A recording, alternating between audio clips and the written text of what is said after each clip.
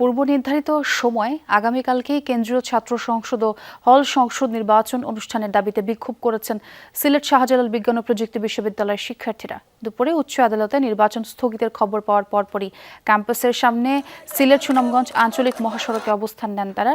এতে মহাসড়কের একপাশে যান চলাচল বন্ধ হয়ে যায়।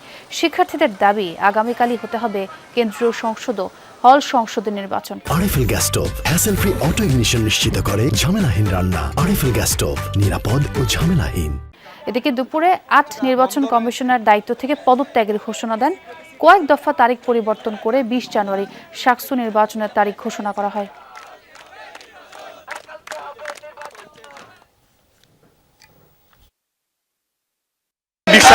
আমাদের সাক্ষরতা হওয়ার কথা ছিল, কিন্তু রিড করার পরে আমরা যে বন্ধ স্থগিত করা হয়েছে, আমরা এটা কোনোভাবে মানতেছি না। এটার আমরা তীব্র প্রতিবাদ জানাচ্ছি। ছাত্রদলরা এটা আওয়ামী লীগের মতো প্রভাব বিস্তার করতেছে, এটা ছাত্রদের পক্ষে কথা বলতেছে না, তাই আমরা রায় মেনে নিই না।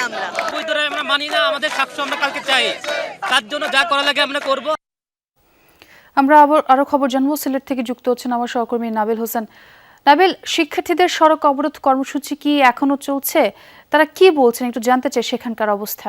দেখুন, প্রায় ৩ ঘন্টার মতো সিলেট সুনামগঞ্জে আঞ্চলিক মহাসড়ক, সেই মহাসড়কের সড়ক অবরোধ চলছে। শাহজালাল বিজ্ঞান প্রযুক্তি বিশ্ববিদ্যালয়ের শিক্ষার্থী, বিভিন্ন প্যানেলের প্রার্থী এবং তাদের সমর্থকরা তারা এই সড়ক অবরোধ করে রেখেছেন। এবং দীর্ঘ সময় ধরে এই সড়ক অবরোধের কারণে, যেহেতু আঞ্চলিক মহাসড়ক খুবই গুরুত্বপূর্ণ একটি রাস্তা, সেই রাস্তা বন্ধ থাকার কারণে তীব্র ভোগান্তি আমাদের চোখে পড়েছে। তবে শিক্ষার্থীরা যেটি বলছেন যে তাদের ১ মাসেরও বেশি সময় ধরে তাদের যে প্রচারণা, তাদের যে শ্রম, সেই শ্রম আসলে আগামীকাল তারা সকল ধরনের প্রস্তুতি নিয়ে রেখেছিলেন। ভোটাররাও প্রস্তুত ছিলেন নির্বাচনকে তাদের প্রার্থী নির্বাচিত করার জন্য।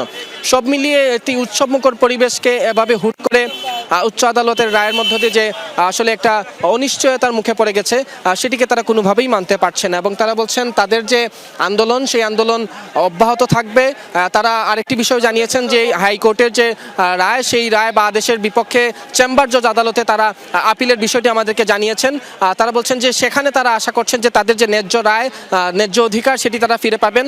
শাকসুকে তারা ন্যায্য অধিকার বলছেন এবং বলছেন ২৮ বছর পর এই যে নির্বাচন, সেই নির্বাচনের মধ্য দিয়ে ক্যাম্পাসে গণতান্ত্রিক যে চরিত্র, সেটি ফিরে পাবে এবং এই যে কোনোভাবেই যাতে এই নির্বাচন বানচাল না হয়, সেই দাবি তারা করছেন।